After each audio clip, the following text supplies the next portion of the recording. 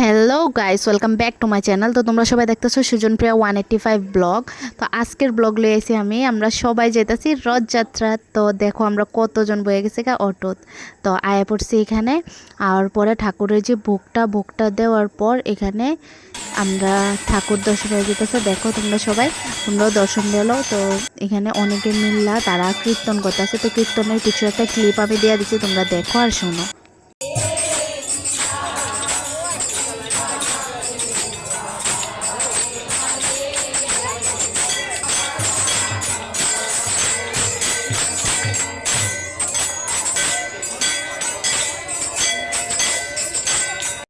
কীর্তন শোনার পর এখান থেকে আয়া তো আঙ্গো এখানে প্রত্যেকবারই রথযাত্রার টাইমে আঙ্গো এখানে না, আমি কইতে পারি না অন্যখানে কেমন। তো এখানে খিচুড়ি প্রসাদ দেওয়া হয়।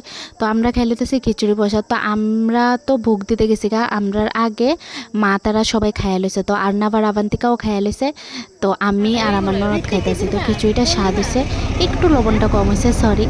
তো এখানে দেখা লইতেছি। তো আমরা ভাবছিলাম যে রথের তখনও কিছু হয় নাই, জগন্নাথ ঠাকুরের মানে রথের মধ্যে উঠাই নাই।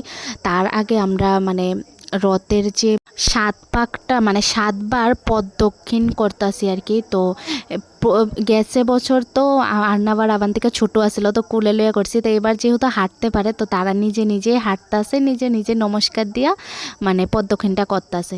তো দেখো তারা কিভাবে প্রদক্ষিণটা করতেছে। আর তোমরাও আর্নাবার আবান্তিকার আশীর্বাদ দিও যারা আমার ভিডিওটা দেখো। আর জগন্নাথ ঠাকুরেরও আশীর্বাদ তোমরা লইও যারা আমার ভিডিওটা দেখতেছো।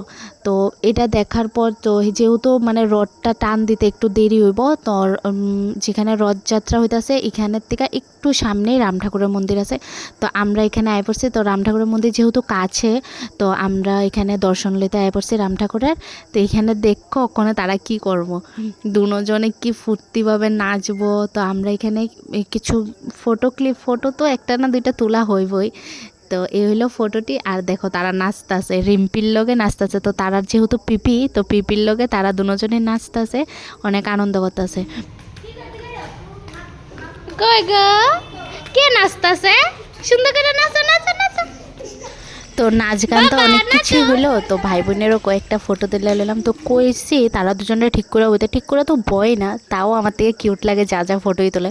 আবার আয় পড়ছে রথযাত্রার এখানে। তো রথের ওপর ঠাকুর উঠাইতেছে। তো আমি জুম করে দেখাইতেছি, আমি যতটুকুই পারতাছি ততটুকুই ভিডিওটার মধ্যে দিয়ে দিছি। তো তোমরা স্কিপ করো না, দেখো অনেক ভাল লাগবো।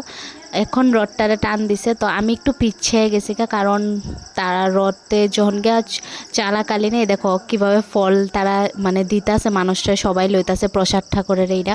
তো কোনো সময় কাঁঠাল ঢিল দে, নারকেল ঢিল দে। তো এটা আমার ভয় লাগে কারণ মাথা তায়ে পড়লে তো ব্যথা পাবো, আমি লইতে পারব না ভিডিও করার চক্করে। তো আমি পিছিয়ে রয়েছি। তো আমি জুম করে দেখাইতেছি।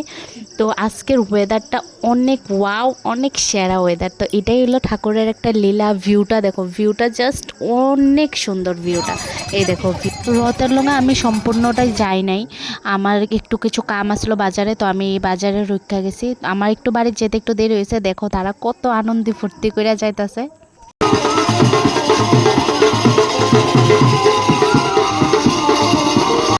ঘরে যাওয়ার টাইমের ভিউটাও আমি ক্যাপচার করছি। জাস্ট ওয়াও, আমার নেচারের জিনিসটি না খুব ভাল লাগে। আর thank you for watching, bye bye, tata.